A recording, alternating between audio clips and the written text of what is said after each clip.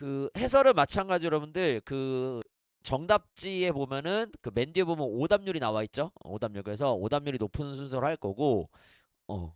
아, 살짝 좋아하네. 오케이. 그래서 오케이. 추면 안 되죠. 자, 그래서 일단 여러분들 몇 번부터 하게 되냐면요. 문법에서 여러분들 일단 14번 좀 먼저 할게요. 14번. 음. 자, 맞춘 친구도 있긴 한데 자, 이거 정답률 몇 프로라면요. 자, 34%입니다. 그쵸? 34%. 그치? 어마어마한 정답률. 그치? 자, 우리 품사 배웠거든요. 배웠는데 자, 지금 거기 선생님이 말하는 거 볼게요.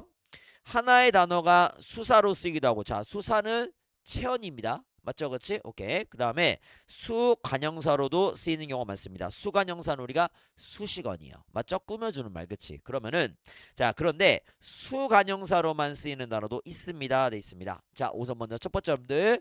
자, 첫 번째 문장 보니까 뭐라 했어요? 하나 뭐라 했습니까? 를이라고 되어 있죠. 맞나 없나? 그치? 자, 그러면은 자, 지금 하나는 뒤에 지금 뭐가 붙었습니까? 뭐가 붙었어요? 지금 조사가 붙어 있죠.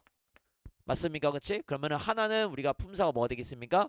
수사가 됩니다. 맞죠? 오케이. 그래서 이 경우에 하나는 자, 품사가 뭐가 된다? 수사가 되고요. 여러분이 하나가 수관형사로도 쓰이나? 그래서 뭐 이런 것들. 뭐 하나 하나 연필. 자, 이런 식으로도 되나? 안 되죠? 이런 거 본 적 없죠? 그쵸? 그렇기 때문에 하나는 뭐로만 쓰인다? 수사로만 쓰여요. 알겠죠? 오케이. 자, 그 다음 이어서 여러분들 자, 두 번째 시 보니까 둘째가 있습니다. 그치? 자, 둘째는 좀 말씀드릴 게 좀 있는데 자, 일단은 둘째 주라고 돼 있습니다. 맞나요? 그쵸? 오케이. 그러면은 지금 둘째가 뭘 꾸며줍니까? 지금 주를 꾸며줍니다. 알겠습니까? 그래서 여기서 둘째는 자, 둘째는 품사가 뭐가 된다? 관형사. 그쵸? 그 중에서 뭐가 된다? 수관형사가 됩니다. 음, 알겠죠? 그런데 자, 여기서 끝이 아닙니다. 자, 조금만 더 추가적으로 설명해 드릴게요, 여러분들. 잘 보셔야 돼요. 자, 우리가 어떻게 할 때도 있냐면 이럴 때도 있죠, 여러분들. 첫째 열공하자. 둘째 열공하자. 할 말이 없어서 그렇습니다. 그렇죠? 오케이. 그러면은 자, 여러분 이 경우는 지금 뭡니까? 첫째, 둘째 순서를 말하고 있죠. 맞습니까? 그렇지? 그럼 이 경우는 뭐가 되겠습니까? 이 경우는 우리가 둘째가 자, 뭐가 된다? 수사가 돼요. 음. 알겠습니까? 오케이. 됐죠? 그러니까 자, 둘째는 지금 수사로도 쓰이고 뭐로도 쓰이는 거야? 수 관형사로도 쓰이고요. 자, 하나 더 있어요. 하나 더. 하나 더. 자, 우리 어떤 말 하냐면요. 자, 이런 말 있죠? 자, 첫째는 자, 의사이고 둘째는 자, 둘째는 변호사이다. 자, 이렇게 말을 해요. 그쵸? 오케이.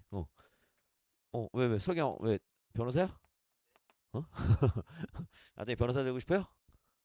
그럼 좋지. 맞죠. 그치. 자, 여러분, 이 경우는요. 첫째는 의사고 둘째는 변호사다. 이거 뭐야? 여기서 첫째, 둘째 뭐지? 그쵸. 예를 들어서 첫째 아들, 뭐 첫째 딸, 둘째 아들, 둘째 딸이니까 뭐 말하는 거야? 이 경우는 사람을 말하는 거야. 아, 맞죠. 그치. 그래서 이 경우는 뭐 말한다고 이 경우는 지금 사람을 말하는 거야. 사람을. 맞죠. 그치. 그럼 어떻게 한다? 이때 둘째. 자, 품사가 뭐가 된다고요? 맞습니다. 성희가 말한 것처럼 명사입니다. 알겠죠? 그래서 둘째는 수사로도 쓰이고요. 수관형사로도 쓰이고요. 뭐로도 쓰인다? 명사로도 쓰여. 아시겠습니까? 알겠죠? 오케이. 정확하게 이해하시 바라고요. 그 다음에 이어서 책을 몇 권? 자, 세 권을 읽는데요. 자, 그럼 여러분들, 자, 우리가 이 세가 뭘 꾸며준다? 권을 꾸며준다. 그렇기 때문에 세는 뭐가 되겠습니까? 수 뭐가 된다? 관형사가 될 거고요. 자, 그다음에 여러분 주의할 거 세. 자, 세 뒤에 어떤 조사가 붙을 수 있다 없다? 없습니다. 그렇기 때문에 얘는 관형사로만 쓰여요. 알겠죠, 그렇지? 그렇기 때문에 정답은 2번인 거고요. 그다음에 마지막 여섯. 자, 여섯도 보니까 지금 어떻습니까, 여러분들? 여섯 명을 하고 있는데 자 지금 보니까 마찬가지 6이 뭘 꾸민다? 명을 꾸민다. 자 그럼 6은 뭐가 된다고요? 수관형사가 됩니다. 맞죠? 그런데 자 이런 것도 가능하죠. 그쵸? 사과의 뭐 개수가 뭐 6이다. 이렇게 할 수 있겠죠. 그쵸? 그러면은 이 경우에 6은 자 6은 뭐가 되겠습니까? 뭐가 되겠습니까? 4가 됩니다. 맞죠? 그치? 그렇기 때문에 6은 마찬가지 수관형사랑 수사로도 쓰이기 때문에 정답 몇 번이다? 2번이다 라고 보시면 되겠습니다. 알겠죠? 오케이? 그래서 뭐를 묻는 문제였습니까? 품사 묻는 문제였습니다. 맞죠? 그리고 우리가 1주차, 2주차 때 품사를 배웠는데 여러분들이 중학교 때 사실 배운 내용입니다. 그래서 지금 우리가 계속 보는 게 지금 3월 모의고사거든요. 3월. 선생님이 왜냐면 6월이랑 9월만 돼도 좀 난이도 올라가요. 올라갑니다. 왜냐면 고등학교 1학년 과정을 배우기 때문에 난이도 좀 올라가. 그나마 3월에 보는 게 중학교 내용을 좀 평가합니다. 알겠죠? 여러분들 그치? 그렇기 때문에 여러분들 입장에서 사실 중학교 때 배운 거를 평가하는 거기 때문에 3월권 좀 잘 보는 게 좋다라는 말씀을 좀 드립니다. 알겠죠? 자, 되셨고 그 다음 이어서 16번, 20번 갑니다. 16번, 20번. 생각보다 오답률이 좀 많이 높은 지문이었습니다. 그쵸? 이유는 잘 모르겠습니다. 그쵸? 오케이. 자, 일단은 자 설명 좀 드릴 테니까 이유는 모르는 게 아니죠, 그쵸? 그러니까 여러분들이 이게 뭐냐면은 개념을 정확하게 이해해야 되거든요. 글을 읽을 때. 맞죠, 그치? 근데 그게 좀 부족할 때는 이렇게 오답률이 높아집니다. 알겠죠, 그치? 그럼 같이 한번 읽으면서 좀 개념에 대한 설명해 볼게요. 자, 기억의 마르크스부터 보겠습니다. 자, 마르크스가 나와 있습니다. 자, 마르크스는 뭐라고 했냐? 사물의 경제적 가치를 사용 가치와 교환 가치로 구분하면서 자본주의에서는 자, 경제적 가치가 교환 가치에 의해 결정된다고 보았다라고 되어 있습니다. 자, 그래서 일단은 자, 사물의 경제적 가치.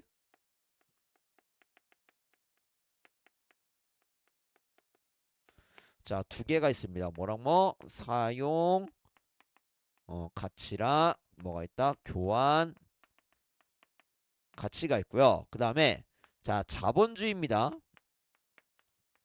여러분 사실 이 정도는 아시죠? 사실 배웠을 것 같아요. 마르크스는 자본주의 말고 뭘 좀 중시하는 사람입니까? 공산주의. 그쵸? 그래서 이 자본주의를 어떻게 보냐? 자, 지금 뭐에 의해서 교환 가치에 의해, 그치? 교환 가치에 의해 자, 뭐가 결정된다? 경제적 가치가 결정된다라고 우리가 설명이 가능합니다. 그래서 여러분 이런 단어 좀 잘 보라고 했죠? 뭐뭐에 의해. 뭐뭐 의외를 좀 잘 보라라는 말씀을 좀 드렸습니다. 됐죠? 오케이. 자, 그쵸? 맞습니다. 자, 그럼 사용 가치는 뭐냐? 사물의 기능적 가치를 교환 가치는 시장 거래를 통해 부여된 가치를 말한대요. 맞죠? 그치? 그래서 자, 이거는 자, 기능의 측면인 거고. 그다음에 얘는 뭐라고? 시장 거래. 시장 거래와 관련된 거다 보시면 되겠습니다. 그래서 무슨 말이냐면 여러분들 여러분들은 뭐 관심 없을 수도 있지만 아직은 그 왜 기사를 보면은 서울 막 집값이 많이 올라간다 막 그런 기사 혹시 본 적 있습니까? 서울의 집값이 많이 비싸다 이런 얘기를 하는데 여러분 생각을 해봐요. 서울의 아파트든 이 평택에 있는 아파트든 다 뭐 하는 수단입니까? 거기서 먹고 자는 거지. 맞죠, 그치? 뭐 서울 아파트라고 해서 뭐 그 갑자기 뭐 집 안에서 뭐 엄청 뭐 대단한 걸 하는 게 아니란 말이야. 맞죠? 그러니까 뭐는 사실상 거의 비슷한 거야. 기능은 비슷해요. 사용 가치는. 맞죠? 그런데 지금 뭐야? 시장에서 거래되고 있는 가치가 어디가 더 비싼 겁니까? 서울 아파트가 더 비싼 거야, 지금 현재.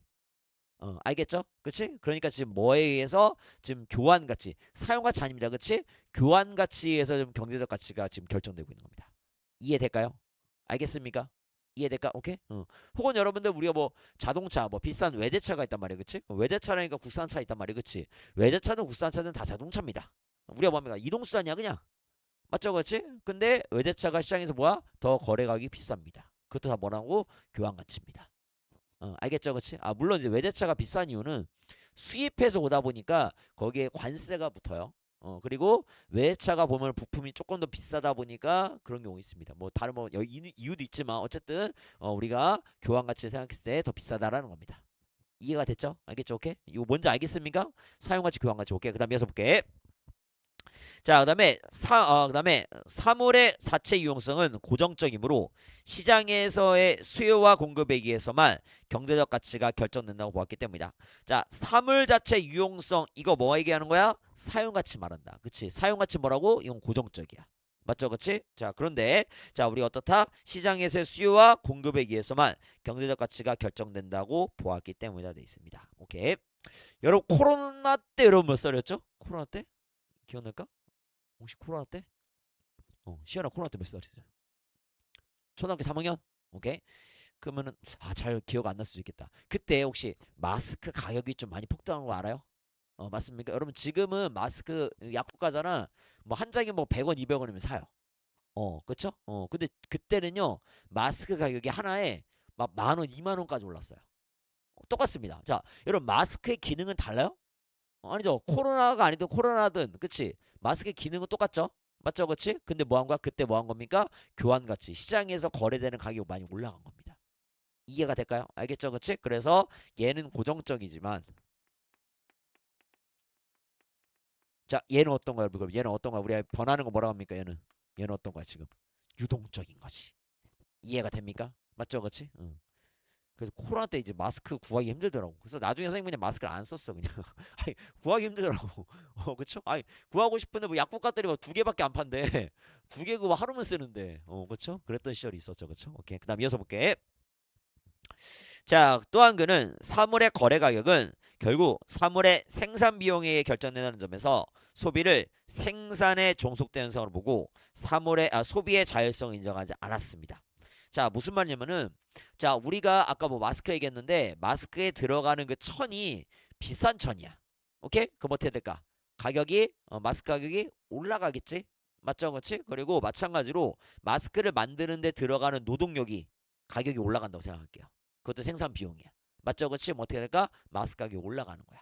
알겠죠? 그치? 그러니까 결국 지금 뭐에 의해 결정되는 겁니까? 생산 비용. 그치? 그래서 가격은 생산 비용. 그치? 그래서 지금 가격은 마찬가지 뭐에 영향을 받는다고? 생산 비용에 영향을 받는다.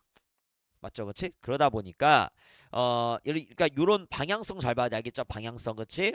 그러니까 뭐라는 겁니까? 소비는 뭐에 종속됐다? 자, 이 가격이 결국 뭐라는 거야? 우리가 소비랑 관련된 거지, 그렇지?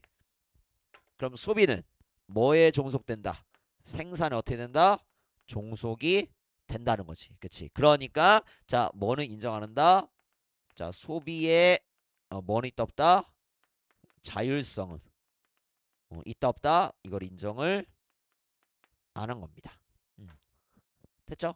여기까지 되죠? 그치? 오케이. 여러분 아직은 좀 생소할 거야. 뭐 교환 가치, 그다음에 뭐 우리가 뭐 경제적 가치, 사용 가치 이런 게 생소할 건데 이제 조금만 공부하다 보면요 익숙해져요. 익숙해지고 알겠죠, 그치? 그다음에 이게 여러분 나중에 말했듯이 고3 때까지 또 나와요 계속. 그래서 지금 좀 많이 배우느라는 거야. 그래서 국어가 참 재밌는 과목인 게 어, 지금 열심히 잘하면 잘하, 그치? 그러면은 그냥 고3 때까지 편해요 좀. 상대적으로. 그러니까 공부를 안 하는 거 아니에요. 공부를 안 하는 건 아닌데 연애 지금 좀 많이 해놓으면은 상대적으로 공부 시간은 좀 적게 들이면서 결과는 좀 잘 나올 수 있어요. 그쵸? 그게 좀 신기한 과목입니다. 자, 그다음 이어서 볼게. 자, 마르크스의 이러한 주장과 달리 보드리아르입니다. 그쵸. 이게 야르? 어, 야르 좋아하잖아요. 그쵸? 야르, 그치? 맞죠? 그치? 자, 야르는요, 교환 가치가 아닌 사용 가치가 경제적 가치를 결정한대. 이번엔 또 뭐라고? 보드리아르는 사용 가치가, 자, 뭐를 결정한다? 경제적 가치를 결정한대요. 경제적 가치.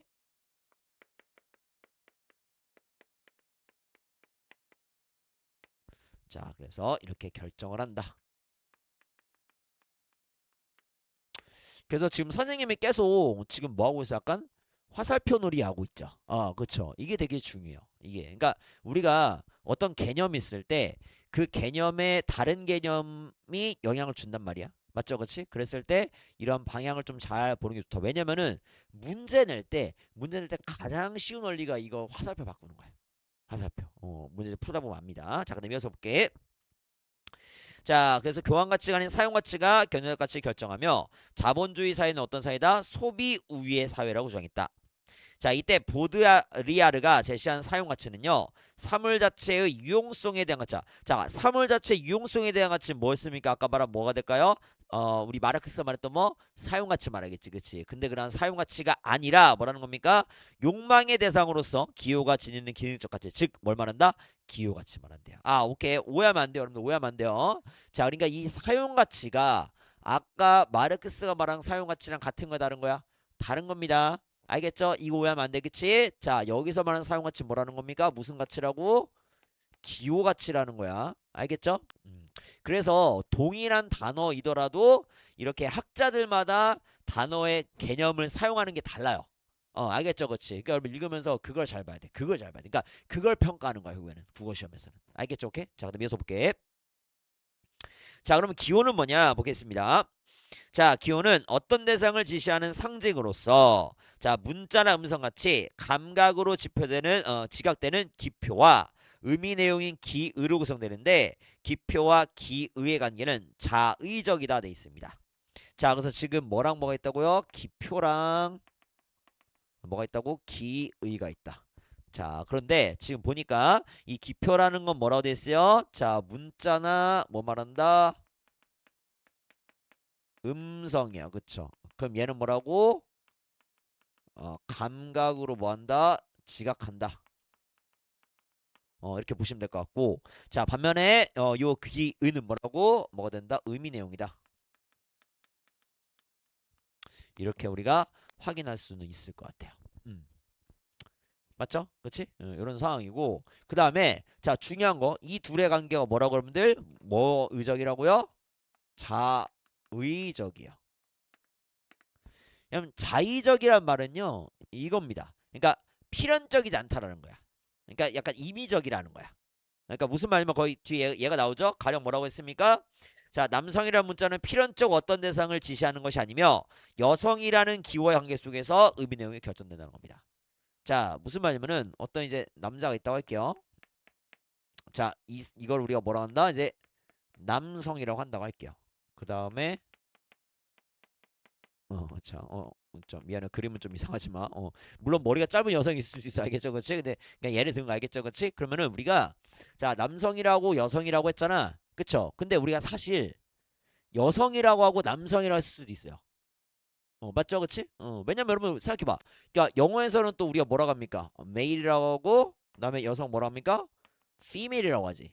맞죠? 그치? 그러니까 자, 이러한 이쪽이 뭐가 되는 거야? 이쪽이 뭐가 된다? 기 뭐가 된다? 표가 되는 거고요. 이쪽이 뭐가 되는 거야? 기의라는 거야. 맞죠? 그치? 그러면은 우리가 꼭 남성이라고 해야 될 이유가 없어요. 맞죠? 메일이라고도 하잖아. 맞죠? men, women. 맞죠? 하잖아. 그치? 그러니까 뭐 꼭 기표가 꼭 기여야 될 이유는 없다. 그쵸? 이걸 자의적이라고요. 이해될까요? 알겠습니까? 오케이? 이런 용어 얘 보면 알잖아. 맞잖아. 그치? 꼭 남성이라고 할 이유는 없었다라는 거야. 이게 자의적이야. 알겠죠? 딴 걸 붙여서 됐다라는 거야. 알겠습니까? 오케이? 이해가 될까요? 자, 그래서 결국 뭐가 중요하다? 다시 말해, 어떤 기호의 의미 내용을 결정하는 것은 기표와 기의 관계가 아니라 뭐라는 겁니까? 기호들 간의 관계, 즉 뭐라는 거야? 기호 체계다 돼 있습니다. 자, 됐죠? 그러면은 자, 어떠한 기표와 기가 있을 때 그러한 기표와 기 그래서 기호의 의미 내용을 결정하는 것은 요 기표와 기의 관계. 자, 왜냐면 기표와 기의 관계 뭐라고 했어요? 자의적으로 했지, 그치? 그러니까 이게 아니라 뭐가 중요하다는 겁니까? 지금 이 두 사이의 관계의 결 뭐가 중요하다? 기호 뭐가 중요하다? 체계가 중요하다는 거지. 어, 맞죠? 그치? 이해됩니까? 그래서 이 기호 체계라는 건 무슨 말이라고요? 거기 나왔듯이 기호들 간의 관계. 그쵸? 기호들 간의 뭐라는 거야? 관계라는 거야. 맞죠? 이렇게 되는 거야. 됐죠? 오케이. 이렇게 보시면 될 것 같아요. 됐습니다. 오케이. 그래서 이 기호는 그러니까 요게 결합되는 게 기호죠, 그쵸? 기호는 이제 이런 식으로 지금 구성이 되지. 음, 맞죠? 기호들의 체계. 음, 됐나요? 그쵸? 오케이 됐지? 오케이 좋아요. 그래서 일단 여러분들 하나만 일단 풀고 갈게. 자, 일단은 10번 먼저. 10번 먼저. 음. 자, 1번 해볼게요. 사물은 기표로서의 추상성과 기의로서의 구체성이래요. 자, 기표는 뭐라고 했지? 기표는 문자 음성이야. 감각 지각된다고 했지. 맞아요? 기의는 뭐라고 했어? 의미네요. 여러분 그럼 어느 게 추상적이고 어느 게 구체적인 거야? 자, 추상과 구체의 차이가 뭡니까? 자, 우리 감각 5개 있죠. 시각, 청각, 촉각, 후각, 미각이 5개 있지, 그치? 그래서 그 감각으로 경험이 가능한 게 구체적인 거야. 맞죠? 그 다음에 그게 감각으로 경험이 안 되는 게 추상적입니다. 그렇기 때문에 이쪽 기표가 뭐란가? 이 기표가 뭐라고? 구체성을 띠는 거고요. 맞죠? 이쪽이 뭐가 되는 겁니까? 추상성을 띠는 거야. 그래서 몇 번이 답인 거야? 1번이 답인 겁니다.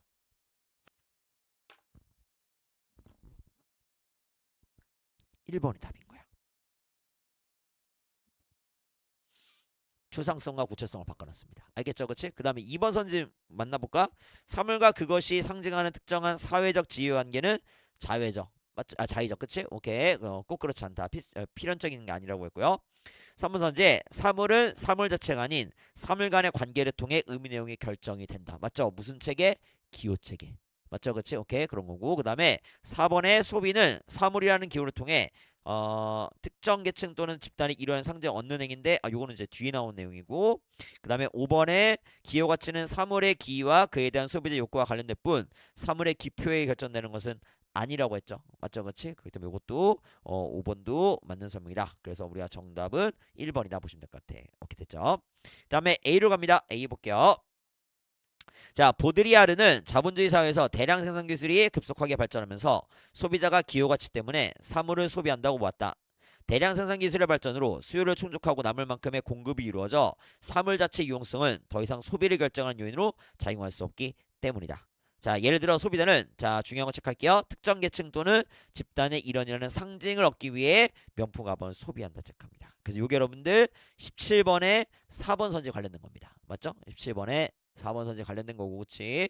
그래서 우리가 뭐 명품 가방, 그치? 나는 명품 들고 있어, 그쵸? 그래서 꼭 보면은 인스타에 보면은 그 가방을 어떻게 합니까? 그 명품 그 마크가 보이게 이렇게 찍죠.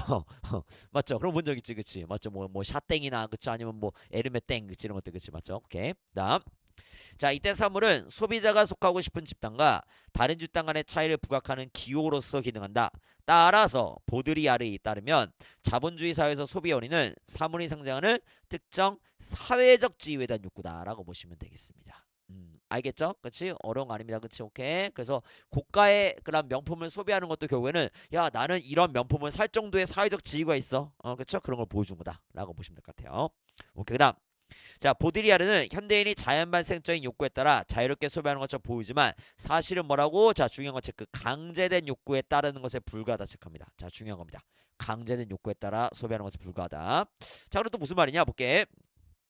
자, 이는 기호가 다른 기호와의 관계 속에서 그 임 내용이 결정되는 것과 관계된다. 특정 사물의 상징은 기호체계 즉 사회적 상징체계 속에서 유동적이며 따라서 상징체계의 변화에 따라 욕구도 유동적이다. 이때 대중매체는 사물의 기의에 영향을 미침으로써 욕구를 강조한다. 자, 착합니다. 대중매체는 사물의 기의에 영향을 미침으로써 욕구를 강조합니다. 그쵸? 그래서 현실이 대중매체를 통해 전달될 때 현실을 현실 그 자체가 아니라 다른 기호와 조합될 수 있는 기호로서 추상화되기 때문이다. 돼 있습니다. 가령 텔레비전 속 유명 연예인이 소비하는 사물은 유명 연예인이라는 기호에 의해 새로운 의미내용이 부여됩니다. 자, 거기 시작할게요. 유명 연예인이라는 기호에 의해 새로운 의미내용이 부여된다. 요컨대 특정 사물에 대한 현대 욕망은 대중매체를 매개로 하여 자기도 모르는 사이에 강제된다. 그래서 뭐라고요? 강제된 뭐가 된다? 욕구다라고 보시면 되겠습니다. 됐죠? 오케이. 그래서 자, 지금 요것도 잠깐만 보시면은 자, 기의에 여기에 뭐가 영향을 준다? 뭐가? 그렇죠? 대중 뭐가? 매체가 여기에 기의에 뭘 준다? 영향을 준다라는 거야. 맞죠? 그렇지? 그래서 이 대중매체에 의해서 결국 뭐가 된다? 강제된 뭐가 된다는 겁니까? 욕구가 된다는 거지. 여기서 유명 연예인 뭐 요즘은 그 뭐 리센느가 좀 유명한가요? 맞아 그쵸? 소희가 맞아? 리센느 야호? 그쵸? 야호 그치? 그러면은 그 리센느가 나와. 그럼 리센느가 쓰는 물건이 있어. 그쵸? 그럼 그 물건을 리센느가 사용한 거라는 의미가 부여되지. 맞죠? 그치? 그러면은 소비자들은 야 이거 유명한 리센느가 쓰는 거야 라고 하면서 그거를 가치를 높게 평가하겠지. 맞죠? 그치? 그럼 어떻게 한다? 가격이 올라가는 거고 새로운 의미가 부여되는 거지. 이해가 될까요? 맞죠? 그치? 그런 겁니다. 오케이. 그 다음 이어서 자 마자문답니다. 자 보드리아르는 기술 문명이 초래한 사물의 풍요 속에서 현대인의 일상생활이 사물의 기호 가치와 이에 대한 소비에 의해 규정된다고 보고 자본주의 사회를 뭐로 봤습니까? 소비 사회를 명명하였다. 그의 이론은 소비가 인간에 미치는 영향을 비판적으로 성찰해야 한다는 점을 시사한다 돼 있습니다. 그렇죠? 그러니까 소비가 맞죠, 그렇지? 인간한테 영향을 미치죠, 그렇죠? 그러니까 무조건 소비가 좋은 게 아니라 우리가 그 소비의 이유, 그러니까 내가 이걸 왜 사고, 그쵸? 이걸 삼으로써 나는 어떤 가치를 추구하려는 건지를 다시 한 번 더 살펴봐야 된다라는 얘기하는 겁니다. 이해되시죠? 그쵸? 오케이. 자, 그러면은 또 정답률이 나왔던 19번 갑니다. 19번 정답률 몇 프로? 21%였어요. 와, 거의 최악이었습니다. 그치? 자, 볼게. 뭐라는지. 자, 여러분, 일단은 거기 문제에 보디아르의 관점 좀 박스 하나요. 보드리아르의 관점 박스. 자, 이게 되게 중요해요. 자, 무슨 말이냐면은 지금 19번에 있는 선제는요, 전부 다 누구 관점을 봐야 돼요? 보드리아르의 관점을 봐야 돼요. 알겠죠, 그렇지? 보기의 관점이 아니야. 알겠죠, 그렇지? 보드리아르의 관점에서 보기를 보는 거야. 자, 그럼 봐, 뭐는지. 자, 개성이란 타인과 구별되는 개인만의 고유한 특성으로 현대사회의 개인은 개성을 추구함으로써 우리가 자신의 고유함을 드러낸다. 이때 사물은 개성을 드러낼 수 있는 수단이다. 찢어진 청바지를 입는 것, 그 다음에 타투나 피어싱을 하는 것은 사물을 통한 개성 추구의 사례다. 이런 점에서 당신의 삶의 차이를 만듭니다. 와 같은 광고 문구는 개성에 대한 현대인의 지향을 단적으로 드러낸 것이라고 할 수 있겠습니다. 1번 선지 타인과 구별되는 개성이란 개인이 소속되게 바라는 집단의 차별화된 속성일 수 있겠군. 자, 아까 말했죠. 뭐라고 했습니까? 특정 계층 또는 집단의 일원이라는 것을 보여주기 위해서 뭐 한다고 했다? 명품 가방을 소비한다고 했지. 맞죠? 그치? 그 때문에 1번은 맞는 선지고요. 이번에 소비사회에서 사물을 통한 개성의 추구는 그 사물의 기호 가치에 대한 추구, 욕구. 그쵸? 맞죠? 보드리아르는 기호 가치를 추구하는 거다. 그쵸? 그래서 2번도 맞는 설명. 자, 3번 선지. 찢어진 청바지는 개인만의 고유한 특성을 드러내는 수단이자 젊은 세대 일어나는 기호를 상징하는 것일 수 있겠군인데, 자 일단 여러분 거기 3번 선지 개인만의 고유한 특성 밑줄 옵니다. 개인만의 고유한 특성. 자, 물론 보기에서는 개성을 드러낸다. 그치? 현대사회 개인은 개성을 추구하기 위해서 사물을 구매한다 라고 말하고 있지만, 자 우리 무슨 관점이라고 했어요? 보드리아르 관점이라고 했죠. 맞죠? 자 보드리아르 관점에 따른 뭐라고 했습니까? 대중매체에서 뭐 한다고 했죠? 기가 만들어진다고 했고, 그치? 그러면서 뭐 한다? 실제로 욕구에 따라 현대사회 소비자들은 자신의 욕구에 따라 소비를 한다고 생각하지만 사실 뭐라고 했습니까? 강제된 욕구라고 했지. 맞아, 그쵸? 오케이. 그러니까 찢어진 청바도 뭐야? 그러니까 일종의 뭐가 된다? 강제된 욕구가 되는 거야. 그쵸? 그러니까 개인만의 고유한 특성을 드러내는 게 아닙니다. 맞죠? 그래서 3번이 정답입니다. 맞죠? 그래서 3번 정답. 그래서 어려운 문제야. 왜? 누구의 관점? 보드리아르. 알겠죠? 그렇지? 보드리아르에 따르면요, 정말로 개성을 드러내는 게 아니라 뭐라고 했다? 그냥 강제된 욕구에 불과하다. 알겠죠? 그렇지? 그러니까 상당히 좋은 문제고 어려운 문제입니다. 다음에 4번 선지. 당신의 삶의 차이를 만듭니다 라는 광고 문구는 그 광고의 상품을 소비함으로써 사회적 차이를 드러내고 싶다는 욕구를 강조하는 것도 맞고요. 5번 선지.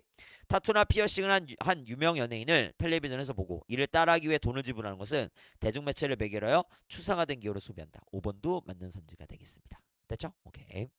자, 그 다음에 21, 25인데 이거 어렵죠, 여러분들? 플라토, 아리스토텔레스. 여러분 참고로 말했을 때 우리가 이제 고대 그리스 시대에 유명한 철학자가 3명 있죠? 누구 있습니까? 소크라테스, 플라톤, 아리스토텔레스가 있는데 소크라테스의 제자가 플라톤의 제자가 아리스토텔레스입니다. 그래서 여러분들 사실상 이 글은 플라톤이라는 스승과 제자인 아리스토텔레스의 견해 대립을 보여주고 있는데, 여기서 여러분 지금 뭐에 대한 겁니까? 결국 자, 플라톤과 아리스토텔레스가 바라보는 그러한 예술에 대한 관점이라고 보면 될 것 같아요. 맞죠, 그치? 그래서 여러분들 뭐 보니까 지금 23번하고 25번만 좀 정답률이 낮습니다. 그래서 23번, 25번만 설문 드릴 건데, 그래서 가에서 일부만 좀 발췌독 합니다. 자, 일단은 가에서 여러분들 어디 가냐면요, 맨 마지막 문단 갑니다. 가의 맨 마지막 문단. 가의 맨 마지막 문단 볼게요. 자, 플라톤은 뭐라고 했냐? 음유시인이 용기나 절제 같은 덕성을 갖춘 인간이 아닌 저급한 인간의 면모를 모방한대요. 자, 오케이. 지금 플라톤은 자, 지금 누구에 대한 얘기를 한다고 지금 음유시인에 대한 얘기를 합니다. 그쵸? 음유시인.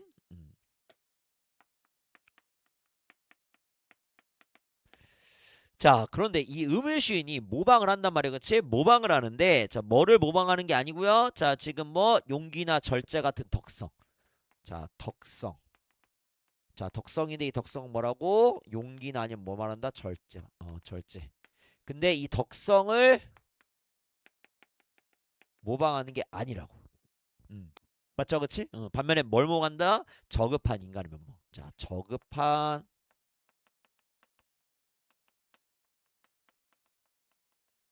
인간의 면모를 모방한다로 돼 있어요. 맞죠? 오케이? 자, 그럼 이건 또 뭔 소리냐? 자, 뒤에를 보면 이유를 알겠죠, 여러분들? 자, 뒤에 내용 이어서 볼게요. 뭐라고 했는지. 자, 왜 그랬냐? 가령. 자, 화를 잘 내는 인물. 자, 화를 잘 내는 인물은 용기나 절제입니까? 저급한 면입니까? 자, 화를 잘 내는 거는 용기나 절제예요? 아니면 저급한 면이요? 저급한 면이지. 맞죠? 그치? 그래서 화를 잘 내는 인물은 목소리가 거칠어지고 안색이 붉어지는 등 다양한 감각 가능한 현상들을 모방함으로써 쉽게 표현이 가능해요. 맞죠? 그치? 얼굴 막 부그락합니다. 그치? 소리 크게 들려. 그쵸? 그러면은 우리가 저급한 면모는 쉽게 모방이 가능해. 알겠죠? 그치? 그런데 이어서 볼게요, 여러분들. 자, 뭐라고 했습니까? 자, 하지만 용기나 절제력 있는 인물의 수반되는 감각 가능한 현상은 표현하기 어렵기 때문이다. 그럼 용기 절제를 어떻게 표현할래요? 재민아, 용기 절제를 어떻게 표현할래? 연기란데. 그쵸? 어렵죠? 여기다만 그치 맞죠? 그치? 그렇기 때문에 얘는 모방하기 쉽다 어렵다? 어렵다라는 거야. 알겠죠? 그치? 그래서 지금 말했지만 자, 얘는 지금 왜 모방 안 하냐? 자, 모방이 어떻다? 모방이 어떻기 때문에 어려운 거지. 상대적으로 얘는 뭐 한다? 모방이 쉬운 거죠? 그래서 모방한다는 거야. 이해될까요? 그래서 마지막 뭐라 합니까? 따라서 플라톤은 음유신의 연기를 보는 관객들이 이성이 아닌 뭐에 감정이나 욕구 같은 자 마지막 칠게요. 감정이나 욕구와 같은 비이성적인 것에 지배되어 타락하게 된다. 아, 그쵸. 그러면은 이걸 보는 누구 관객이죠.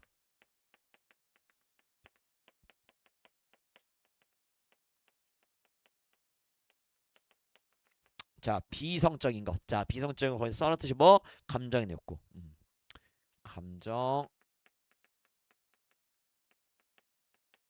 이것에 의해 타락한다는 거죠.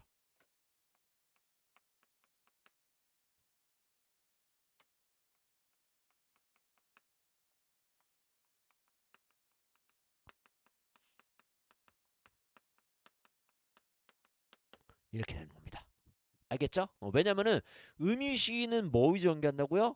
화나는 거 그치? 그래 약간 저급한 것만 연기한단 말이야 그치? 그러면 사람들이 관객들은 뭐 보는 거야? 저급한 인간의 모습만 계속 보는 거야.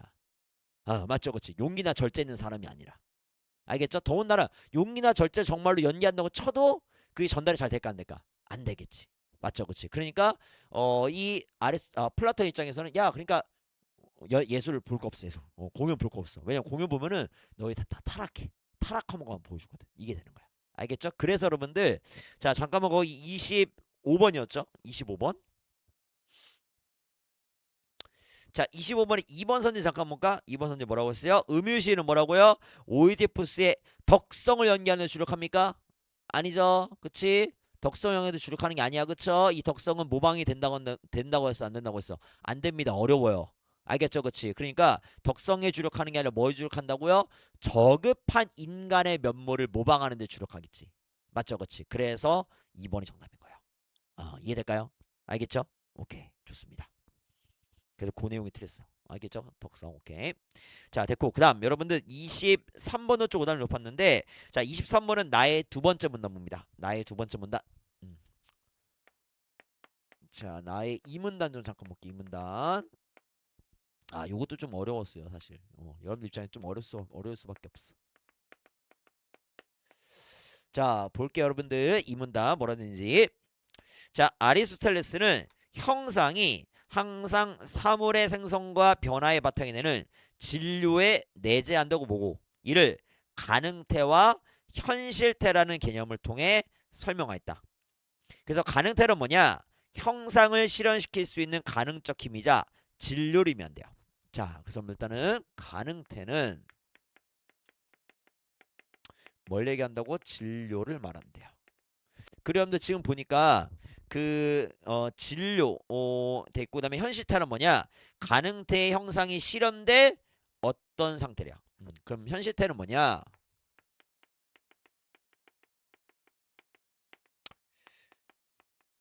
가능태에 뭐가 실현된 거야? 형상이 실현이 된 거야. 맞아요? 그래서 지금 어떻게 이해해야 되냐면은 자, 진료 안에 뭐가 있다는 거야? 진료 안에 지금 뭐가 있다는 거야? 뭐가 들어가 있어요? 이런 형상이 이런 식으로 뭐라고 지금 내재하고 있다는 거지. 맞아, 그치? 오케이. 그 다음에 이게 자, 이게 뭐가 된다는 거야? 결국에는 현실태, 그치? 현실태가 된다는 거다, 그치? 그래서 현실태, 현실태가 되는데 이 현실태는 뭐라고? 진료에다가 뭐가 실현된 거야? 형상이 실현이 되는 겁니다. 조금 더 있을까? 진료에다가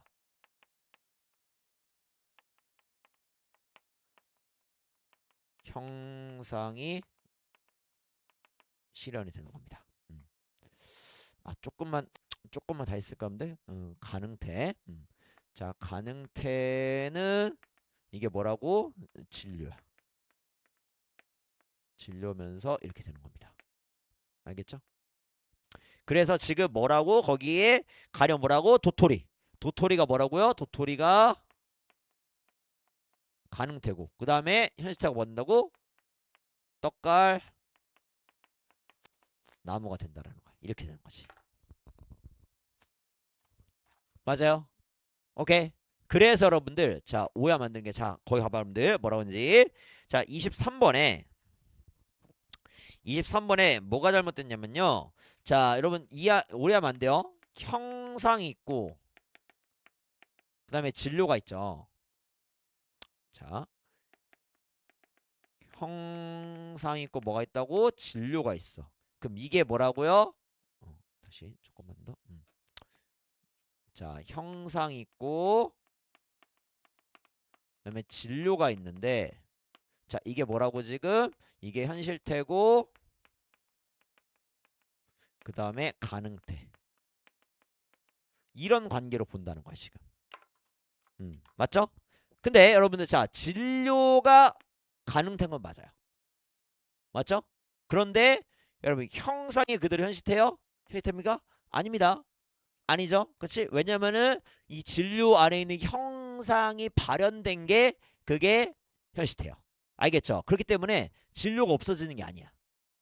이해가 될까? 아니 도토리가 떡갈 나온 거 될 때 도토리가 없어지는 거야? 아닌가 없어지는 건가? 그쵸? 아니죠, 그쵸? 그 도토리가 변하는 거지. 맞죠, 그치? 그러니까 도토리가 없어지는 게 아니란 말이야. 이해가 될까요, 그쵸? 만약에 도토리가 없어지고 다른 게 똑 하고 생겨. 그러면은 맞아 이게. 맞죠, 그치? 근데 이 진료라 가능태를 맞지만 형상이나 현실태는 다른 개념입니다. 이해가 돼요? 알겠습니까? 오케이. 그렇기 때문에 우리가 4번이 정답으로 간다라고 보시면 되겠습니다. 이해될까요? 오케이, 좋아요. 자, 그 다음 26, 30. 와, 이것도 뭐 그냥 뭐 난리가 났습니다. 정답률이, 그치? 맞죠? 오케이. 여러분 이거 이해는 돼요 일단? 컴퓨터. 이거 컴퓨터 잘하는 친구들은 좀 이거 이해할 건데. 선생님 좀 더워서 조금 틀게. 알겠죠? 오케이. 조금 온도 올리고. 오케이. 여러분 그래서 컴퓨터 좀 할게요. 여러분들 여러분 코딩 배우지 않나요 요즘은? 그쵸.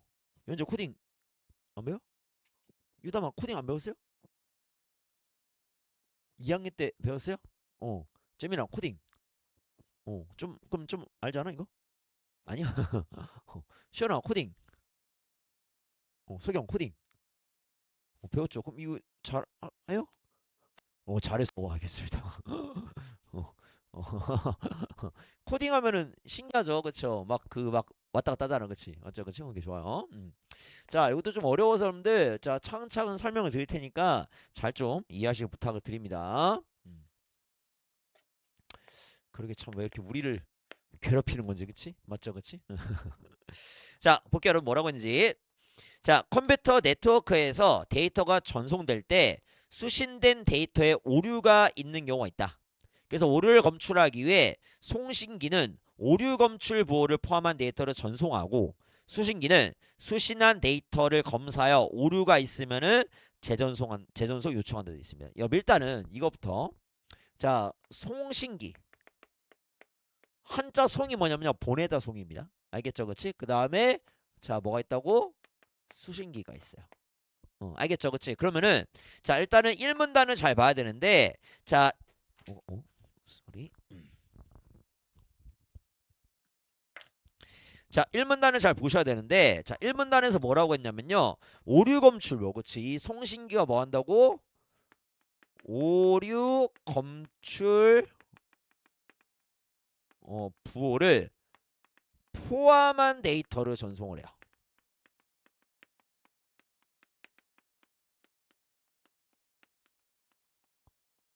그쵸? 그 다음에 추가적으로 뭐 한다고? 수신한 데이터의 검사를 우리 그치? 수신기가 뭐 한다? 수신한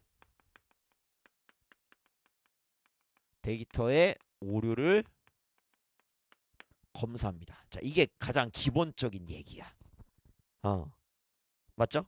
음. 그래서 여러분들 사실 이 1문단이 여러분 이걸 잘 생각해야 되는데 이게 지금 1문단에 나와 있잖아. 맞죠? 그러면은 이게 뭐가 된다? 글 전체에 뭐가 될까? 일종의 뭐가 된다?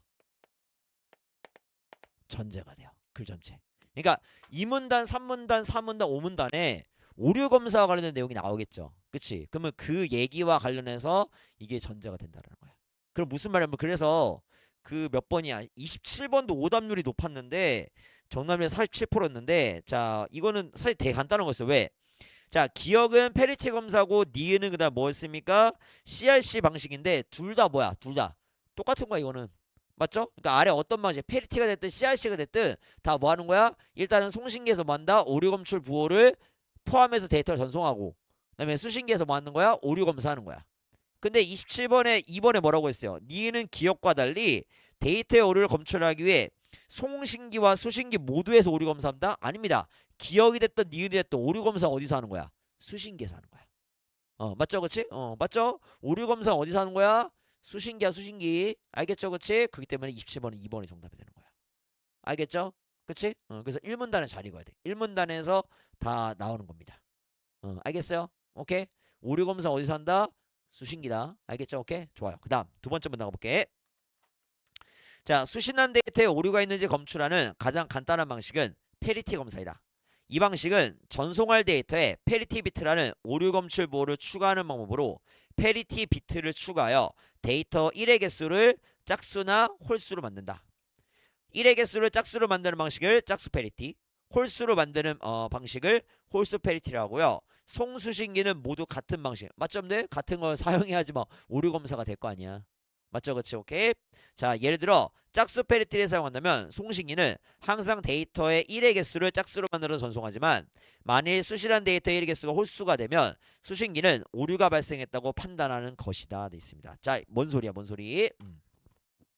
자, 예를 들어서 내가 보내고 싶은 데이터가 112야. 111. 자, 그 다음에 내가 짝수 페리티 쓴다고 할게요.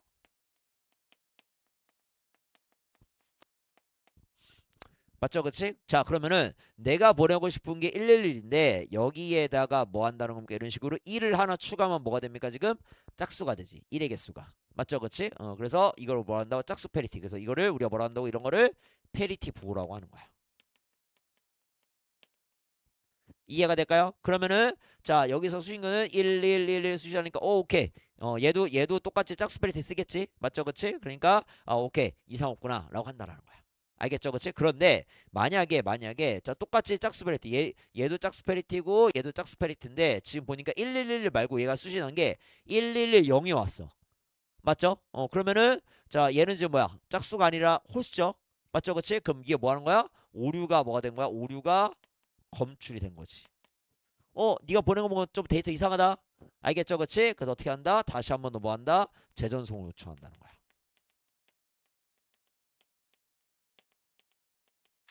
요게 기본적 원리입니다.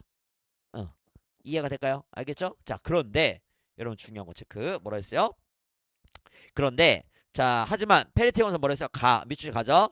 수신한 데이터에서 짝수 개의 비트의 오류가 동시에 있으면 이를 검출하기 어렵대요. 자, 이거 무슨 말이야? 자, 이거 무슨 말이야? 자, 여러분 예를 들어서 자 이제 가와 관련된 겁니다. 가와 관련돼서 말을 해볼게. 자, 마찬가지야. 내가 111을 보내고 싶어. 맞죠? 그렇지? 11을 보내고 싶은데 그러면은 우리가 페리티를 어떻게 됩니까? 1111 이렇게 한다고 했지. 맞죠? 그렇지? 111 111 이렇게 1 이렇게 해야 돼. 맞죠? 그렇지? 그러면은 자, 지금 보니까 자, 만약에 얘가 오류가 나서 수신이 1110이라고 할게요. 그럼 지금 오류 몇 개? 오류가 지금 몇 개인 거야? 지금 한 개죠. 맞죠? 그치? 그러면은 이 경우 어떻게 한다? 오류가 검출이 어떻게 됩니까? 되죠? 어. 맞죠? 그런데 여러분 만약에 이렇게 되는 거야. 자, 1 플러스 1인데 우리가 오류가 두 개야. 그래서 오류가 두 개야. 알겠죠? 그럼 뭐로 옵니까? 1100 이렇게 오지. 맞죠? 그치? 그러면은 오류가 지금 몇 개야? 오류가 지금 몇 개? 두 개야. 근데 우리 지금 뭐 쓴다고 했어? 짝수 페리티 쓰니까 지금 1이 짝수로 왔지? 맞죠? 그치? 그러니까 오류 검출이 돼 안 돼? 오류 검출이 지금 됩니까 안 됩니까? 오류 검출이 지금 안 되고 있지. 이 얘기하는 거야. 이해가 될까요? 무슨 말 알겠습니까? 이해돼? 조금 어려운데 그치? 이해될까? 소경 코딩 잘한다며. 그렇죠. 이해해야지 그러면. 그렇지? 이해했어? 오케이.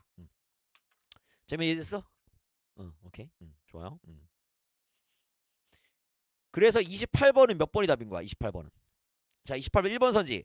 송신기가 페리티비트 생성하는 게 불가능한 거야? 아니야. 생성하는데 지금 오류가 두 개면은요. 지금 우리가 오류를 잡을 수 없다는 얘기지. 그치? 그다음에 2번 선지에 전송되는 데이터에 포함된 1의 개수 항상 홀수, 3은 항상 짝수. 여러분 홀수 짝수 상관없어요. 맞죠? 그치? 오류가 두 개 되니까 뭐 홀수일 수도 있고 짝수일 수도 있어. 그거는 문제가 안 돼.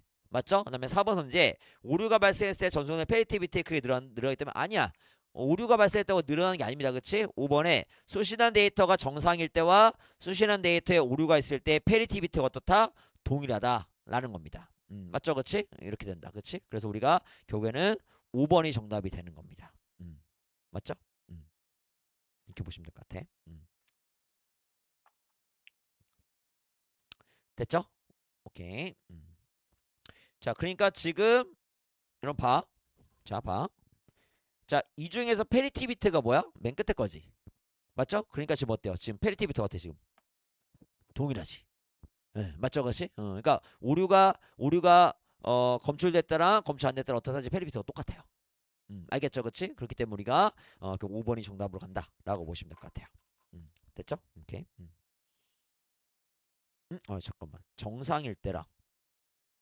오케이. 요거랑 비교해야겠다, 그렇지? 지금 뭐냐면은 아까도 이제 정상일 때, 그러니까 지금 선생님이 계속 페리티브는 뭐로 봤어 지금? 1로 봤지? 맞죠, 그치? 이렇게 된다. 그래서 그런 조금만 더 설명드릴게. 조금만 더. 이게 더 이해가 쉬울 것 같아. 자, 예를 들어서 다시 아까 111 했을 때 우리가 페리티부터 부호 맞자 이제 다시 한번 더. 이게 조금 더 정확할 것 같아요. 자, 요거보다 요로 갈게. 자, 이렇게 되니까 우리가 뭐로 된다고 했지? 111 1로 된다고 했지? 이렇게 되는 거지, 그치? 맞죠, 그치? 근데 만약에 여러분들 이게 데이터가 오류가 두 개라고 칠게요. 여기에서. 알겠죠? 그치? 그럼 뭐 될까? 1, 0, 0이라고 할게. 그 두 개 오류지.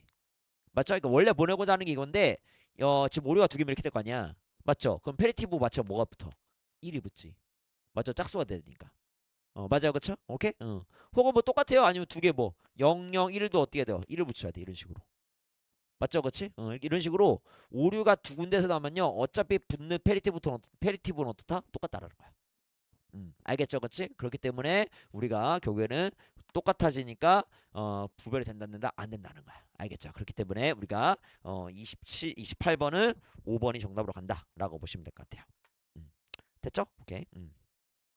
됐고 여러분들 그 다음에 이어서 자 세 번째 문장 가볼게요.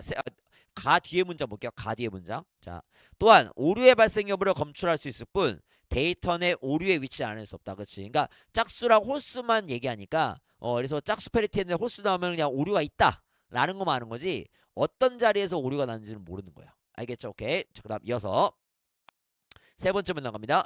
자, 전송할 데이터를 2차원 배열로 구성해서 페리티 비트를 생성하면 오류의 발생 여부뿐만 아니라 오류의 위치도 알아낼 수 있다. 예를 들어 송신기가 11000011, 11111111을 전송한다고 하자. 송신기를 11000011, 111111과 같이 2차원 배열로 구성하고 가로 방향의 모든 행과 세로 방향의 모든 열에 페리티 비트를 생성한 후 이를 포함한 데이터를 전송한다 돼 있습니다. 여러 행렬 배우나? 행렬 알아요 혹시? 그 행렬 생각하시면 돼요 사실은. 알겠죠? 오케이. 그다음 이어서 자 그다음에 수신기는 그다음에 수신한 데이터의 각각의 행과 열의 일의 개수를 세어 오류를 검사한다. 만약 어떤 비트에 오류가 발생하면 그 비트가 포함된 행과 열에서 모두 오류가 검출된다. 따라서 오류가 발생한 위치를 알 수 있다. 다만 동일한 행 또는 열에서 짝수 개요로 마찬가지입니다. 아까처럼 가도 아까 가에서도 짝수 페리티도 짝수 개면은 확인 안 됐죠, 그렇죠? 마찬가지 이 두 번째 방식도 행렬 2차원별로 하는 것도 짝수 개 오류가 발생하면요 오류를 발생한 정확한 위치를 알 수가 없습니다. 맞죠? 이것도 이해가 되실까요? 그렇죠? 지금 보면은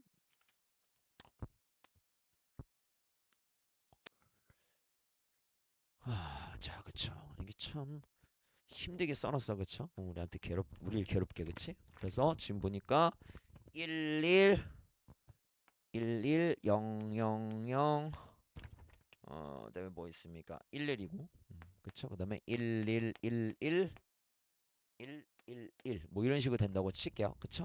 이렇게 2차원별로 하는 거고, 그다음에 이런 거지. 예를 들어서 우리가 똑같아요. 짝수 페리티를 이용한다고 치면은 자 지금 하나 둘 셋 넷 짝수네 맞죠 그치 그럼 여기는 뭐 따로 뭐 우리가 1을 안 넣어도 될 것 같아요 맞죠 그치 그 다음에 하나 둘 셋 넷 다섯 여섯 일곱이니까 여기는 뭐야 이렇게 1을 붙여야겠네 맞죠 그치 그 다음에 마찬가지 여기는 짝수개니까 지금 안 붙여도 되고 안 붙여도 되고 여기 홀수개니까 1 1 1 붙이고 여기 마찬가지 안 붙이고 안 붙이고 이런 식으로 우리가 더해서 쓴다라는 거지 맞죠, 그렇지? 오케이. 그런데 마찬가지 이런 거 썼을 때 오류가 두 개 있으면은요. 예를 들어서 뭐 여기가 원래는 01인데 10이면은 맞죠? 오류 검출된다, 안 된다는 거야. 두 개가 오류되면. 맞죠, 그렇지? 오케이, 그 얘기입니다. 자, 됐고. 자, 그다음 이어서 볼게요, 여러분들. 자, 그다음에 이번엔 CRC 방식입니다. CRC 방식. CRC 방식은 자 미리 선택된 생성보. 자, 고좀 이쪽으로 미리 선택된 생성보 체크합니다. 이걸 사용해서 오류 검출보를 생성한다. 여러분 그래서 26번은 1번 선제 뭐라 했냐? CRC 방식은 모듈로 2연산을 사용해서 생성보를 만들어내는 게 아니라 자 생성보 거기 써놨지 뭐라고요? 미리 선택되어 있어요. 알겠죠? 오히려 이제 뒤에 읽을 거지만 CRC 방식은 뭐를 만드는 겁니까? 오류 검출보를 만드는 거야. 알겠죠? 생성보를 만드는 게 아니라 오류 검출보를 만듭니다. 알겠죠? 그렇지? 그래서 1번이 정답이었고 자 그다음 이어서 CRC 방식 두 번째 문장 갑니다.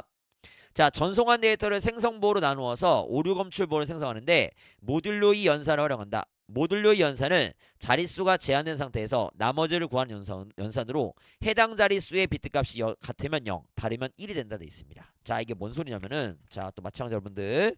자, 거기 110101. 자, 110101 있고요. 자, 그다음에 얘를 어떻게 나눈다 지금 11로 나누는데 자 말씀드렸듯이 자 이 생성부는 미리 선택된 겁니다. 이걸 만드는 건 아니에요. 알겠죠, 그렇지? 이렇게 보시면 될 것 같고 그 다음에 자, 추가적으로 여러분들 지금 뭐라고 했냐면은, 자, 잠깐만 조금만 더 읽고 설명 드릴게요. 자, 그림과 같이 생성부호가 10111이고 1011이고 전송할 데이터가 110101인 걸 보자. 그럼 전송할 데이터는 오류 검출 부호를 추가해야 하기 때문에 그만큼의 비트가 더 필요하다. 자, 그래서 오류 검출 부호를 어떻게 한다? 이 뒤에다 붙여야 되죠. 맞죠? 그래서 비트가 더 필요하다는 거야. 알겠죠? 그치? 그래서 어떻게 한다? 송신기는 전송할 데이터의 오른쪽 끝에 생성부의 비트 수보다 하나 작은 수만큼 0을 추가한다. 자, 그러면 생성 비트는 지금 몇 비트입니까? 4비트야. 자, 4비트입니다. 그치? 그러면 여기에서 뭐라고? 빼기 1을 합니다. 빼기 1. 그치? 그럼 몇 비트? 3비트. 그래서 여기서 3비트. 그래서 0을 이렇게 하나, 둘, 세 개 추가한다는 거야. 맞죠? 그 다음에 이렇게 한 다음에 이를 생성부호로 나누고 그 나머지가 뭔다고? 오류 검출부호가 되는 거야. 자, 여러분 나누는 거 할 줄 알죠? 그쵸? 1. 그 다음에 1, 0, 1, 2. 자, 여러분 아까 뭐라고 했냐면은, 자, 거기 그 그림 바로 위에 잠깐 볼게요. 그림 바로 위에. 자, 그림 바로 위에 뭐라고 했냐면, 모듈리 연산은 자릿수가 제한된 상태에서 나머지를 구한 연서로 해당 자릿수의 비트값이 같으면 뭐? 0. 다른 뭐가 된다? 1. 자, 무슨 말이면 돼? 이런 거 그냥, 자, 1에서 1 빼면 뭐야? 0이지. 맞죠? 그치? 근데 그 얘기가 뭐야? 두 개가 같으면 뭐가 나온다는 거야? 0이 나온다는 거냐. 알겠죠? 그치? 오케이? 그 다음에 다르니까 뭐 나온다? 1. 맞죠? 다르니까 뭐 나온다? 1. 이렇게 되는 거야. 이해될까? 그쵸? 오케이. 그래서 어떻게 한다? 이렇게 되는 거지, 또. 이해될까? 그치? 그 다음에 또 하겠죠? 이렇게 또. 그쵸? 그러면은 1, 0, 1, 2. 마찬가지 1 될 거고, 다르니까 1, 1. 그쵸? 1. 이렇게 되는 거지. 그치? 또 이렇게 되고. 맞죠? 그치? 그 다음에 1, 0, 1, 2. 그럼 마찬가지 1, 0, 0. 그치? 이렇게 되겠지. 맞죠? 1, 잠깐만. 뭐가 좀 이상한데? 1, 1, 0, 0, 1, 0, 1, 2. 1, 1, 1, 2. 그 다음에 1, 0, 1, 1. 1, 0, 0. 아, 이렇게 되지. 그치? 맞죠? 그러면 이번에는 0. 그쵸? 그치? 그 다음에, 그러면은, 0, 0, 1, 1, 0. 잠깐만. 0, 1, 1, 0. 잉? 잠깐만. 1, 1, 1. 하나 더 가야 되는데? 1, 1, 1, 1. 지금 뭐 잘못했죠? 뭐가 자릿수가 안 맞는데, 지금? 그쵸? 잠깐만. 1, 1, 0, 1, 1, 0, 1, 0, 1, 1, 0, 1, 0, 1. 맞죠? 그치? 그러면 여기가 1이고, 그치? 그러면은 1, 어, 1, 1, 0, 0. 일단 요거 맞죠? 그쵸? 그 다음에 또 1이니까 1, 0, 1, 1. 그쵸? 그러면은 또 1, 1, 1, 1. 이렇게 되죠. 그쵸? 그 다음에 또 1이네. 그쵸? 그러면은 1, 0, 1, 1인데 또 마찬가지 1, 0, 0, 0. 이렇게 되겠네. 맞죠? 그런 다음에 또 1인가? 그쵸? 1. 그러면은 1, 0, 1, 2. 그럼 마찬가지 또 똑같이 되죠. 그쵸? 그러면은 0, 0, 0, 0. 그치? 0, 0, 0, 0. 맞나요? 그쵸? 그 다음에 0 되고 그 다음에 0, 이제 0, 1, 1, 0이고 그다음에 0, 0, 0, 0 되고 그 다음에 마지막으로 1이죠. 그쵸? 1. 그러면은 1, 1, 0, 0이고 1, 0, 1, 1하니까 나머지가 얼마 나옵니까? 지금 1, 1, 1 나오지. 이렇게. 맞죠? 그치? 이렇게 온 겁니다. 알겠죠? 그치? 그래서 요게 뭐가 된다? 요게 오류 뭐가 된다? 검출 부호가 되고 얘를 얻다가 여기다가 넣는 거야. 알겠죠? 이 얘기입니다. 아시겠어요? 오케이? 됐죠? 그러면 마지막 문장 뭐라고 되어 있습니까? 마지막 부분 보니까 송신기는 오류 검출 보호를 포함한 110101 111 만을 전송하고 수신기는 수신한 데이터를 송신기와 동일한 뭐로 생성보호로 나누겠지. 맞죠? 그치? 그럼 어떻게 되겠습니까? 우리가 원래 나머지가 얼마였어요? 111이었지. 그치? 근데 지금 111을 더해서 보냈지? 맞죠? 그치? 그러면은 생성보호로 나누면 나머지가 있을까 없을까? 없을 겁니다. 0입니다. 알겠죠? 그치? 그래서 마지막에 추가되는 게 수신한 데이터는 전송할 데이터에 나머지를 추가했으므로 오류가 없다면 생성보호로 나눴을 때 나머지가 뭐 된다? 0이 된다. 그쵸? 이때 나머지가 0이 아니면 수신한 데이터에 오류가 있다고 판단한다. 그래서 CRC 방식은 복잡하지만 여러 개의 오류가 동시에 생겨도 이를 검출할 수 있어 오류 검출 확률이 높다라고 보시면 되겠습니다. 됐죠? 오케이, 요겁니다. 자, 그러면 여러분들 39번 가볼게요. 29번 가볼게요. 29번. 자, 29번. 자, 29번 여는 무슨 페리티입니까? 홀수 페리티입니다. 29번은 29번은 홀수 페리티.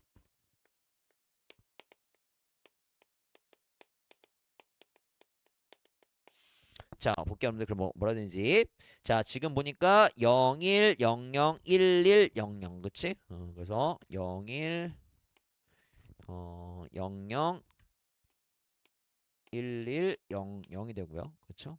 그 다음에 이어서 111, 1111, 그 다음에 0011, 00, 그 다음에 11 이렇게 되고, 그 다음에 0011, 0011, 그 다음에 001, 0010, 그 다음에 마지막으로 0101, 001, 01, 01, 00, 1 이렇게 된다라고 보시면 돼요.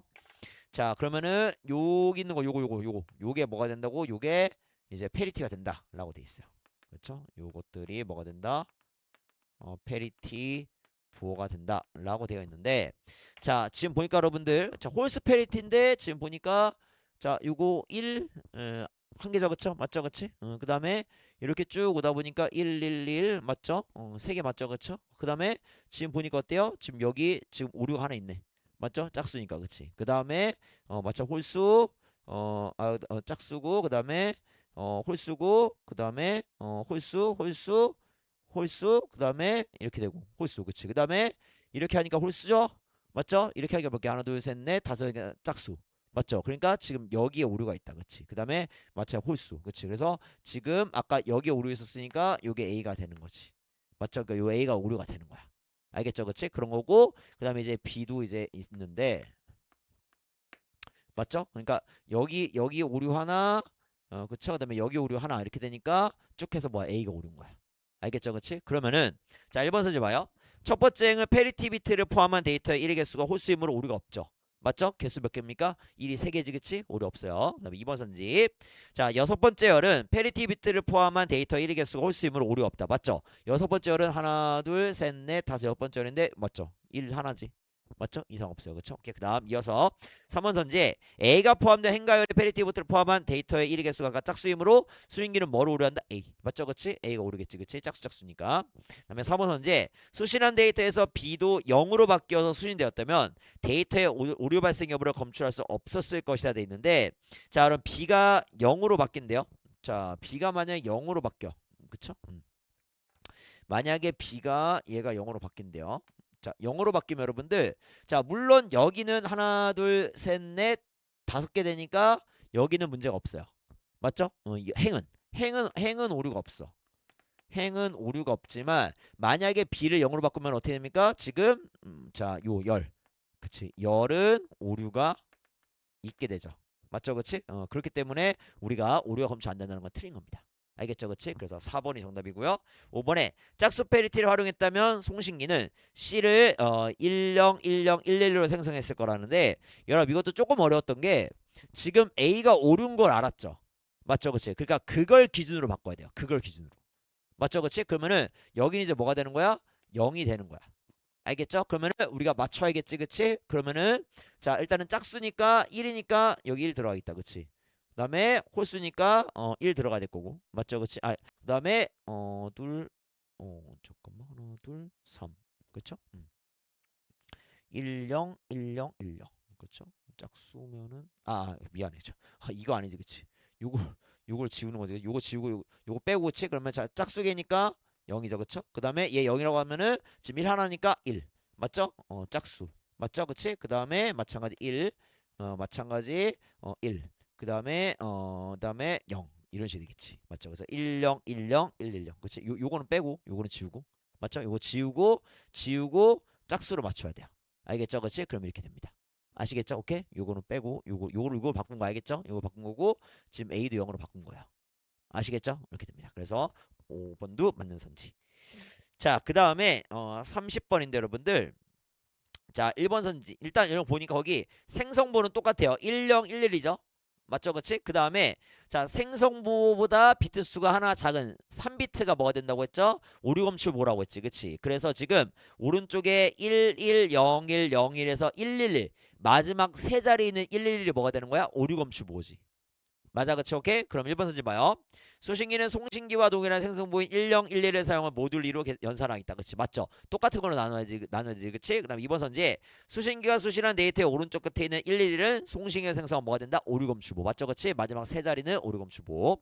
3번에 수신기가 모듈로 2연산할 때는 수신한 데이터의 생성부호보다 하나 작은 비트 수만큼의 0을 추가하지 않았군 되어 있습니다.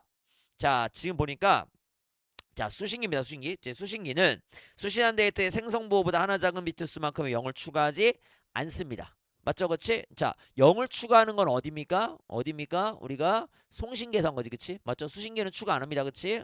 거의 그 000을 3개 추가했는데 그 자리가 뭐가 되는 거야? 오류검출보가 들어가 있어 이미. 맞죠? 그치? 그러니까 수신기는 그냥 오류검출보 111이 들어간 거 나누면 돼 그냥. 알겠죠? 000 3개 추가 안 합니다. 다음에 4번에 수신기가 연산한 몫인 111101이 송신기가 전송한 데이터와 동일하기 때문에 수신기는 오류가 없다고 판단한다? 아니죠. 자, 오류가 없다는 건 어떻게 판단하고 있습니까? 자, 우리가 나눴을 때 생성보로 나눴을 때 데이터를 생성보로 나눴을 때 나머지가 뭐라고 했죠? 오류검출보. 그래서 그 오류검출보를 데이터에 더한 다음에 보낸다고 했지. 그치? 그래서 어떻게 한다? 나누면 어떻게 한다? 나머지가 어떻게 한다? 0이 된다. 그쵸? 그러니까 지금 111101이 동일하기 때문이 아니라 나머지가 0이어서 오류가 없다고 판단하는 거야. 알겠죠? 그치? 그렇기 때문에 4번이 정답이고요. 나머지가 0이라서 오류가 없다고 보는 거야. 5번 선지 수신기가 연산한 결과에 나머지가 0이 아니었다면은 수신기는 오류가 있다고 보고 송신기한테 재전송 요청하겠지. 그치? 5번도 맞는 설명이 되겠습니다. 자, 그 다음에 이어서 자 31번인데 조금 몇 개만 더 끝낼 겸들. 자, 가원의 공통점인데 여러분들 보니까 이거를 많이 틀리더라고요. 표현 방법. 맞죠? 그치? 표현 방법인데 자 1번 선지 음성상징어. 자, 음성상징어 뭐뭐 있었지? 우리 지난시간에 배웠는데 뭐뭐 있었어요? 의성어랑 의태어. 맞죠? 그치? 의성어는 소리를 흉내내는 말, 의태어는 모양이나 움직임을 흉내내는 말. 그랬을 때 가 있었나?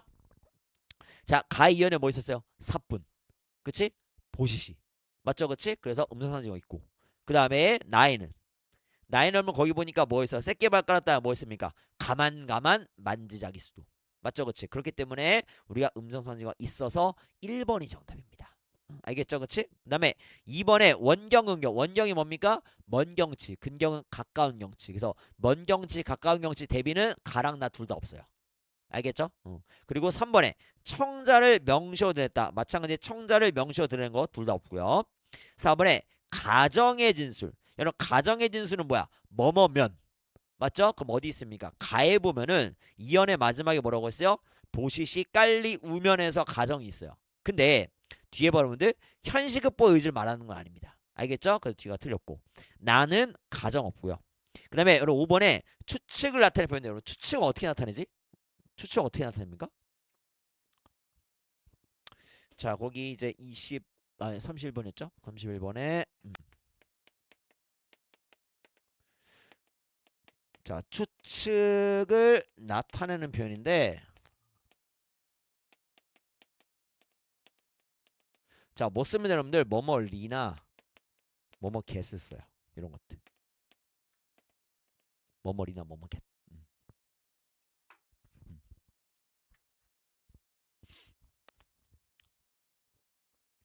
그래서 가에선 여러분들 마지막 연에 뭐 있냐? 맨 마지막 행.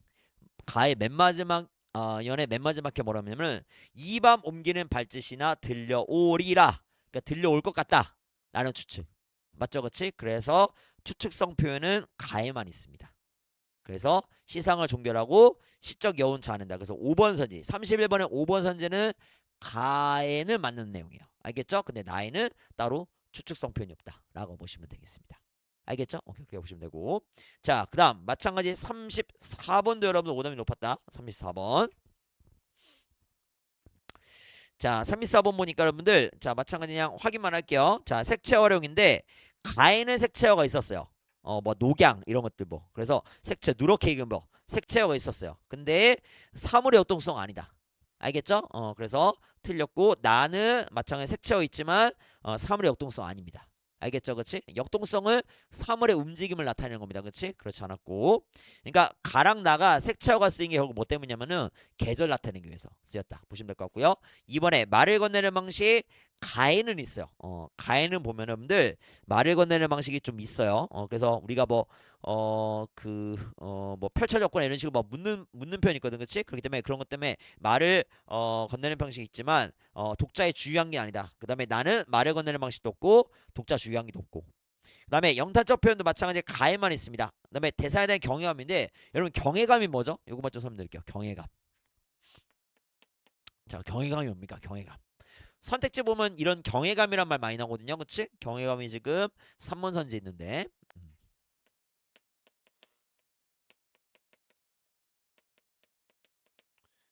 자, 여러분 이거는 뭐냐면 공경하면서 자, 써놓을게요. 두려워하는 게 경외감입니다. 공경하면서 두려워하는 게 경외감이에요. 그쵸? 그래서 그러면 지금 이게 가작품도 자연을 말하면서 자연에 대해서 지금 영타적 표현을 활용합니다. 아, 그쵸? 그렇지만 자연을 공경하고 두려워하는 건 아니에요. 그러니까 이게 여러분들, 그러니까 가가 자 이렇게 하면 돼요. 가가 이거는 맞아요. 자연을 예찬한다 이건 맞아요. 오케이? 그런데 공경하거나 두려워하는 건 아니에요. 알겠죠? 그렇게 보시면 될 것 같고 그 다음에 여러분 4번은 연쇄적 표현 뭐죠? 연쇄적 표현 저번에 한 것 같은데?